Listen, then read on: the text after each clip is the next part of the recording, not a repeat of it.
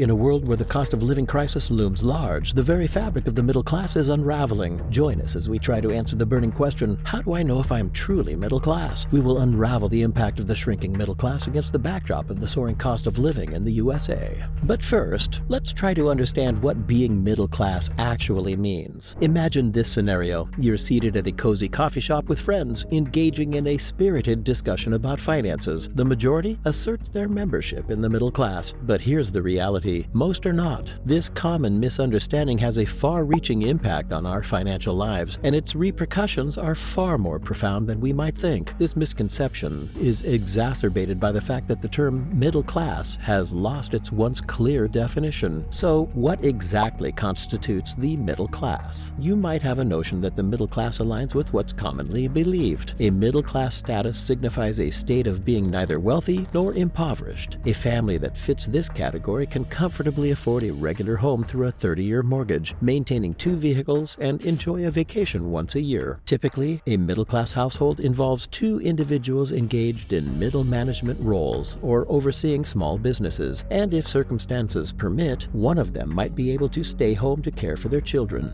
The middle class encompasses a substantial portion of the population along the wealth spectrum, situated between the exceptionally affluent and the working class. However, establishing a specific net worth threshold that clearly separates these various classes proves to be an elusive task. So today, we will dive into 3 compelling reasons why you might not fit the middle class mold, and explore how this ever-shifting definition could be impacting your real financial situation. Reason 1. The evolving meaning of middle class. You might be wondering, why is there such a widespread misconception about who truly belongs to the middle class? This is because the concept of middle class has lost its once clear definition. Originating in early modern Europe, it described those who fell between nobility and peasants, individuals like prosperous merchants and factory owners. So if you don't own factories or command trade fleets, then you don't quite fit the original middle class definition anyways. Over time, the classification evolved, especially in America, where we abandoned the idea of nobility. Today, the middle class encompasses those not as wealthy as the upper class, but not impoverished either. It's a broad, practically meaningless label that has shifted rapidly. This vague definition, while useful for marketing and politics, no longer captures the true diversity of financial situations. Even iconic characters like Homer Simpson have undergone financial transformations. From being portrayed as part of the working class, the Simpson family's lifestyle has evolved over the years. This mirrors the societal changes that influence how we perceive our financial status. Reason 2. The inheritance of financial status. The second reason you're not middle class has nothing to do with your career choice, what you're studying, or what you do right now. Did you know recent studies from Georgetown University, Pew Research, and the Harvard Business Review reveal that a child's financial stability in adulthood is more closely linked to their parents' wealth than their academic capabilities. Wealthier parents offer enhanced opportunities, easing financial burdens like college expenses or home down payments. Moreover, children of affluent families gain intangible advantages. Their exposure to financially secure social circles imparts crucial skills such as credit building, prudent saving habits, and evading common financial pitfalls. This advantage extends further. Children of wealthier parents feel less pressure to prove themselves, leading to more responsible spending and cultivating refined social skills. These qualities position them well in professional environments. Even if these children don't pursue high-paying careers, they often outpace their peers. So if you fit in this category, even if you're not satisfied with how much you make these days, chances are you are not middle class. Compare this to children from less privileged backgrounds who break the cycle and attain middle or upper middle class incomes. They don't have the same luxury. They face significant challenges. What are they? Well, they must work hard to catch up financially, financing their own college education, buying a car, establishing credit, and saving for a down payment. These individuals are also under pressure to uplift their family's financial circumstances. Unfortunately, they are disproportionately represented among high-income earners with minimal financial security.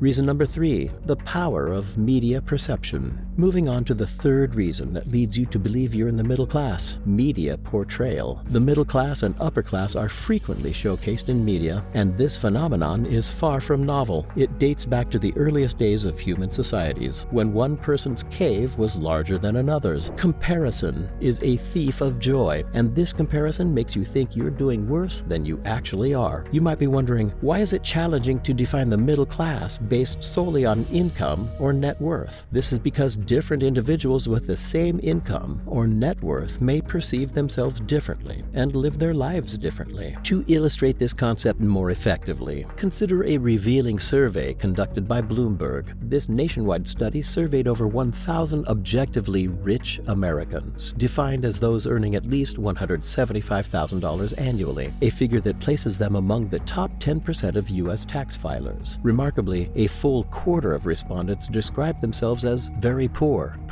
or getting by but things are tight. Half deemed themselves merely comfortable. These respondents were individuals with solid careers, homeownership, and retirement savings. Through a combination of hard work and favorable circumstances, they had realized the traditional American dream. Yet, for a considerable portion, their achievement seemed insufficient. Let's take a closer look at the survey findings. Astonishingly, a significant segment of respondents with a net worth of $1 million or more perceived themselves as poor or barely getting by. This emphasizes that the perception of being middle class isn't confined to a specific net worth. Rather, it's a state of mind, a mindset that unfortunately might end up hurting you in the long run. How? Let's find out. Problem 1. Distorted spending and saving patterns. Believing that you belong to the middle class gives rise to unwise financial habits. A substantial percentage of Americans cannot cover an unexpected expense of $1,000 without resorting to debt or selling assets. This scenario, documented annually, has shown a gradual increase in the number of Americans in such precarious financial situations, even though the value of $1,000 has depreciated since the inception of the study. Surprisingly, a Gallup poll indicates that a majority of Americans still identify themselves as middle class. This implies an overlap between individuals unable to afford a $1,000 expense and those who consider themselves middle class. This cyclical dynamic stems from the notion of what constitutes a middle-class American. A survey by Lending Club unveils that 36% of people earning a minimum of $250,000 annually found themselves living paycheck to paycheck. By most standards, this income would firmly position those individuals in the upper middle-class bracket. However, they wrestled with financial strain, primarily fueled by the people's distorted spending and saving patterns. Problem 2. Hindered career choices. The second way you're thinking that you're in the middle class is hurting your real financial situation is that it makes you less likely to pick the right job. Fun fact, some of the most promising job opportunities in the United States today are actually roles typically associated with the working class, trade jobs such as trucking, farming, and work in the oil industry. Still, many individuals disregard these lucrative blue-collar jobs in favor of white-collar professions due to societal notions of social status. This disregard deprives them of potential financial growth. Problem 3.